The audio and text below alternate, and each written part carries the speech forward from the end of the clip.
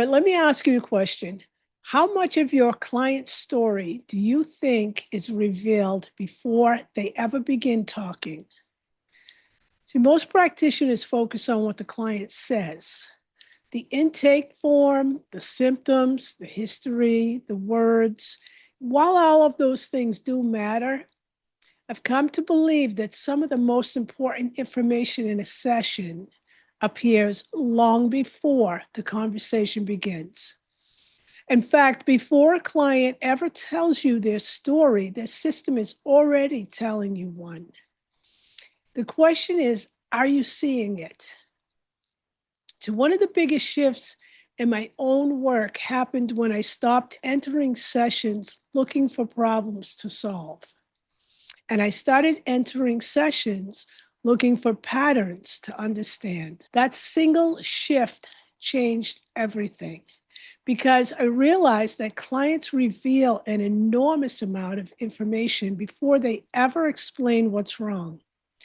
Their posture reveals information, their breathing reveals information, their pace reveals information, their energy reveals information. Even the way that they enter the room reveals information. And once you learn how to observe these patterns, your session begins changing dramatically. Now, for those of you I haven't met yet, my name is Tina Brigitini. Welcome to my channel. Remember to like and subscribe if this resonates with you. Many practitioners are trained to listen, and listening is important, but observation is equally important because words tell us what the client knows. Observation reveals what the client doesn't know. The client may tell you that they're relaxed. Their shoulders might tell you something different. The client may tell you that they're over a relationship, and yet the nervous system may reveal something unresolved. The client may tell you that they're fine. Their breathing may tell an entirely different story.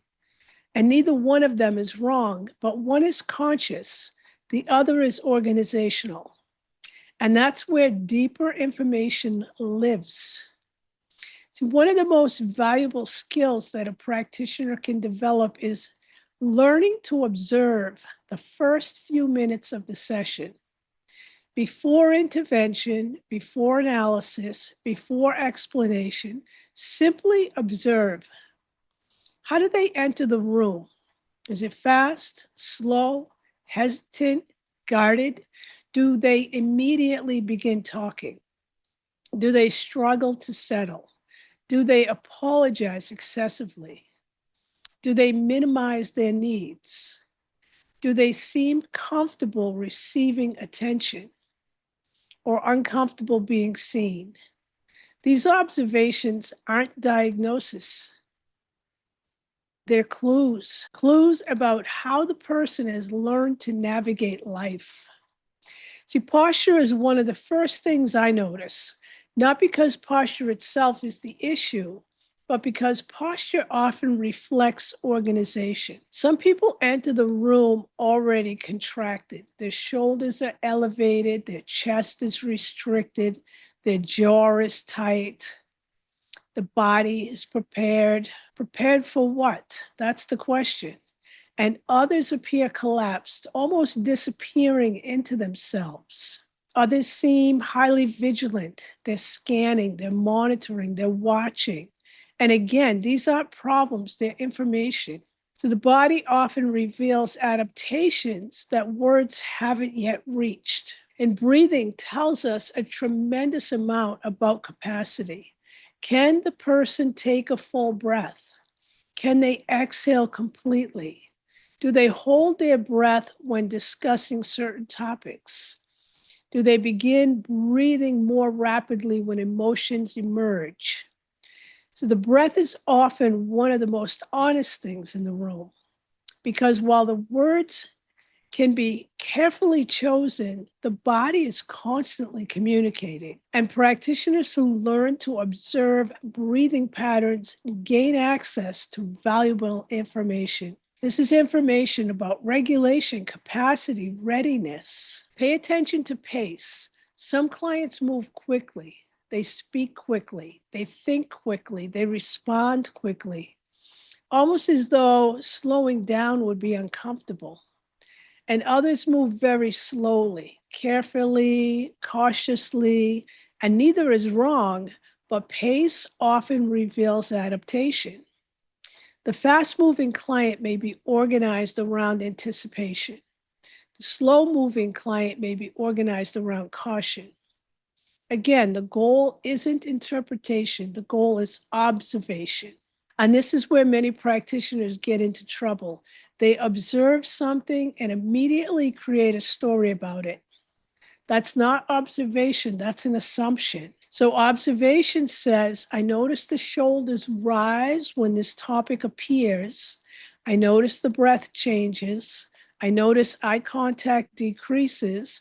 I notice the person begins joking when discomfort emerges. Observation stays curious. Interpretation jumps ahead. And the most skilled practitioners remain curious longer. So many practitioners become fascinated by the content, the story, the details, the events. But often what creates transformation isn't understanding the content, it's understanding the organization. Two clients may tell completely different stories, yet reveal the same pattern. One becomes the caretaker, one becomes the achiever, one becomes the helper, one becomes hyper-independent. The content changes. The organization remains remarkably similar. And once you begin seeing organization, sessions become much clearer. So one of the most important lessons that I've learned is this. The client is always communicating, always, not just through words, but through posture, breath, pace, presence, movement, energy, attention. The challenge is that many practitioners have been trained to listen primarily to language. Yet some of the most important information exists outside of language. And when you begin observing the whole system rather than only the story, you start seeing things that were previously invisible. See, most practitioners spend years asking, what should I do? What technique should I use? What intervention should I apply?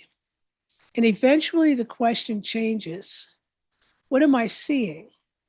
Because once you truly see the system, the intervention often becomes obvious. See, observation creates discernment. Discernment creates timing. Timing creates better outcomes. Not because you're doing more, but because you're seeing more. So if there's one thing that I hope you can take away from today's video, it's this. Before a client ever tells you their story, their system is already revealing it. And your job is not to rush toward intervention. Your job is to become a student of observation, to notice, to remain curious, to watch, to listen beyond words. Because the deeper skill isn't learning more techniques. The deeper skill is learning to see what has always been there. And in our next video, we're going to explore a distinction that can completely change how you understand your clients.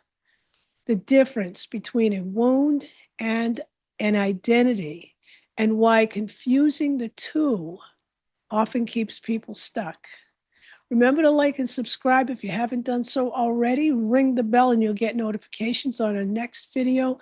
I'll see you there. Many blessings, Tina Brigitini.